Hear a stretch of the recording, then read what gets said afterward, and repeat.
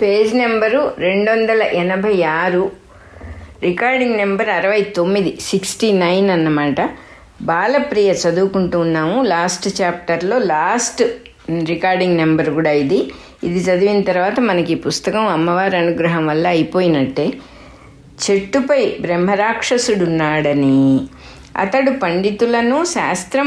పండితులను శాస్త్రమున ఓడించి భక్షించుచున్నాడని విన్నప్పుడు శాస్త్రవాదము చేయవలయునని రుక్మాంగదుడు కుతూహలము నొందెను. హేమాంగదుడు కుతూహలపడక ఊరకయే ఉండెను. అన్నగారు బయలుదేరినప్పుడు హేమాంగదుడు అతనిని అనుసరించనే కాని వారింపలేదు. మరి అది చాలా సాహస కృత్యము. ఓడినచో అన్నగారు రాక్షసునిచే భక్షింపబడును. అయినను హేమాంగదుడు అన్నను వారించుటకు ప్రయత్నము కూడా చేయలేదు. ఎందువలన? బ్రహ్మరాక్షసుని చేత పండితులు భక్షింపబడుచున్నారని విన్న తరువాత క్షత్రియులుగా ఆ బ్రహ్మరాక్షసుని ఎదుర్కొనవలసిన ధర్మము రాజకుమారులయందున్నది. అయినను ఆ బ్రహ్మరాక్షసునితో యుద్ధము చేయుటకు వీలు లేదు. అతడు శాస్త్రవాదమును నిమిత్తముగా చేసుకుని పండితులను భక్షించుచున్నాడు. కావున వానిని శాస్త్రవాదముననే జయింపవలెను. ఈ కారణము చేత హేమాంగదుడు అన్నను వారింపలేదు. వసుమంతుడు హేమాంగదునితో శాస్త్రవాదమునకు పూనుకొనక గూఢములైన తత్వ ప్రశ్నలను అడిగెను. శాస్త్రవాదమున అతడు అమిత కౌశలము కలవాడు, అష్టకుని జయించినవాడు. ఇప్పుడు రుక్మాంగదుని కూడా జయించెను. అట్టివానికి హేమాంగదుని జయించుటకు కష్టము కాదు. అయినను అతడు అట్లేలా చేయలేదు. అతడు రుక్మాంగదునితో వాదము చేయుచుండియు హేమాంగదుని చర్యను కనిపెట్టుచునే ఉన్నాడు. అన్నగారు ఓడిపోయి పట్టుబడినప్పుడు హేమాంగదుడు పామరుల వలె దుఃఖింపలేదు, ఆవేశపడలేదు. పైగా అతడు క్షత్రియోచితముగా నన్ను కూడా వాదమున జయించి మా అన్నతో కలిపి భక్షింపుము అని పలికెను. అన్నను విడిపించుటకు ఉపాయమేమైనా ఉన్నదేమో అని అతడు ప్రయత్నింపజొచ్చెను. అతని మాటలలో చర్యలలో కొంచెము కూడా ఉద్వేగము కనిపింపలేదు. అందువలన వసుమంతుడు ఇతడు తత్వజ్ఞుడై ఉండును, లేకున్నచో ఇంత ధైర్యము ఉండవు. ఇది స్థితప్రజ్ఞుని లక్షణము. కావున ఇతడు నా గూఢ ప్రశ్నలకు సమాధానము చెప్పగలిగి ఉండును. అట్లయినచో నాకు పాప విముక్తి కలుగును. ఇతడు చెప్పలేకున్నచో ఎట్లయినను భక్షింతును కదా అని అనుకుని గూఢ ప్రశ్నలను అడిగెను. అతడు ఆశించినట్లే హేమాంగదుడు ఆ ప్రశ్నలకు సమాధానములను చెప్పెను. శాస్త్రవాదమే అయినచో హేమాంగదుడు ఓడిపోయి ఉండును. హేమాంగదుడు జ్ఞానియే. జ్ఞానికి సకల శాస్త్రములు వచ్చి ఉండవలయును అను నియమము లేదు. జ్ఞాని సర్వజ్ఞుడు కదా, అతనికి అన్ని విషయములు తెలిసి ఉండవు. ఆత్మ కన్నా అన్యముగా ఏదియును లేదు. ఆత్మ వలననే సర్వమునకు అస్తిత్వము, ఎగ్జిస్టెన్స్, జ్ఞానము, నాలెడ్జ్, ఆనందము, బ్లిస్ కలుగుచున్నవి అని రూఢిగా తెలుసుకొనుటయే జ్ఞాని యొక్క సర్వజ్ఞత్వము. వస్తు విశేషములు, భూత భవిష్యద్వర్తమానములు తపస్సిద్ధులైన జ్ఞానులకు, వశిష్ఠాది మహర్షులకు కొందరకు తెలిసి ఉండవచ్చును. బ్రహ్మజ్ఞానము కలవారందరికీ అట్టి శక్తులు ఉండవలయును అని నియమము లేదు. హేమాంగదుని వలన తత్వోపదేశమును పొందినను వసుమంతుడు అతనికి నమస్కరింపలేదు. హేమాంగదుడే వసుమంతునకు నమస్కరించెను. వ్యవహారమునందు ధర్మమే ప్రమాణము కానీ జ్ఞానము కాదు. అందువలన జ్ఞాని అయినను హేమాంగదుడు బ్రాహ్మణుడైన వసుమంతునకు నమస్కరించెను. అతడు రాజకుమారులను దీవించెను. గ్రంథము సమాప్తమైనది. మహాత్మ్యఖండమునందు దత్తగురువు సృష్టిక్రమమును గూర్చి చెప్పునప్పుడు పరశురాముడు కొన్ని సందేహములను అడిగెను. ఆయన వాటికప్పుడు సమాధానములు చెప్పక తర్వాత చెప్పెదను, ఇప్పుడు చెప్పరాదు అని కువలుని కథను ఉదహరించెను. జ్ఞానఖండమునందు ఆ ప్రశ్నలకు ఇవి సమాధానములు అని ఎక్కడనూ చెప్పబడలేదు. అయినను పరశురాముడు మరల వానిని అడుగలేదు.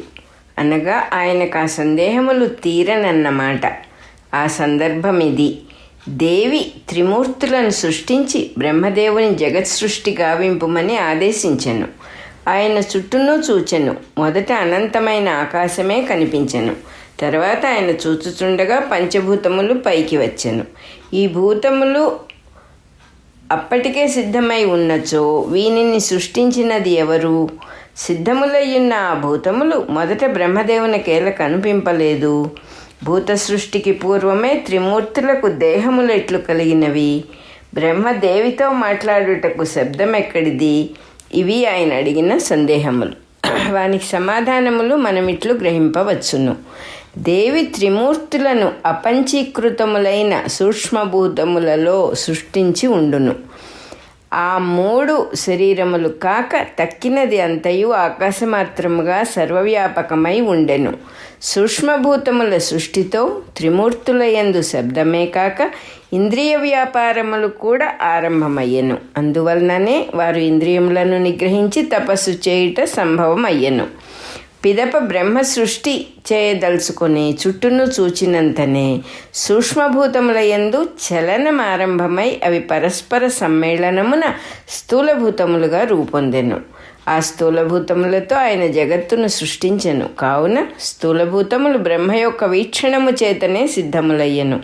అంతకు పూర్వము లేవు. అందువలననే ఆయనకు అవి మొదట కనిపింపలేదు.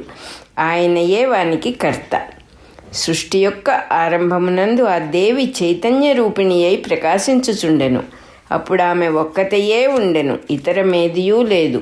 అట్లున్న ఈ శక్తి తన స్వాతంత్ర్యము చేత సృష్టి చేయుటకు ఉన్ముఖురాలు కాగానే ఇచ్ఛ కలిగెను అని దత్తగురువు చెప్పెను. దేవి చైతన్య రూపిణిగా ఉండెను అనగా చైతన్యం ఒక్కటియే ఉండెనన్నమాట. చైతన్యమే బ్రహ్మము లేక ఆత్మ. రెండవ వస్తువు లేకుండా బ్రహ్మం ఒక్కటియే మొదట ఉన్నది అని వేదము కూడా చెప్పుచున్నది. ఒక్కటిగానున్న వస్తువు నుండి రెండవది ఎట్లు పుట్టును? ఆత్మ నుండి ఆకాశము పుట్టెనన్నప్పుడు ఆకాశం అంతకు పూర్వము అవ్యక్తముగా అన్మానిఫెస్ట్గా ఉండి అప్పుడు ప్రకాశించినదా?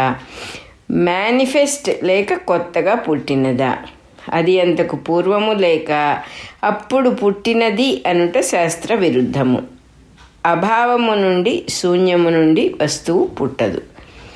ఎ thing cannot come out of nothing. ఉన్నది నశింపదు, లేనిది పుట్టదు. నాసతో విద్యతే భావో నా భావో విద్యతే సతః. అట్లయినచో ఆకాశం అంతకుముందే ఉండి సృష్టి ఆరంభమున ప్రకాశించినది అని చెప్పవలెను. అట్లయినచో ఆత్మ అద్వితీయముగా ఒక్కటిగా ఉన్నది అని చెప్పుట కుదురదు. కావున ఆత్మ ఒక్కటే ఉన్నది. ఆకాశము దానితో సమానమైన రెండవ వస్తువు కాదు. అది అద్దములో ప్రతిబింబము వలె ఆత్మయందు తోచుచున్నది. ప్రతిబింబము అద్దము కన్నా భిన్నముగా ఒక వస్తువు ఎట్లు కాదో అట్లే ఆకాశము కూడా ఆత్మ కన్నా భిన్నముగా వేరొక వస్తువు కాదు.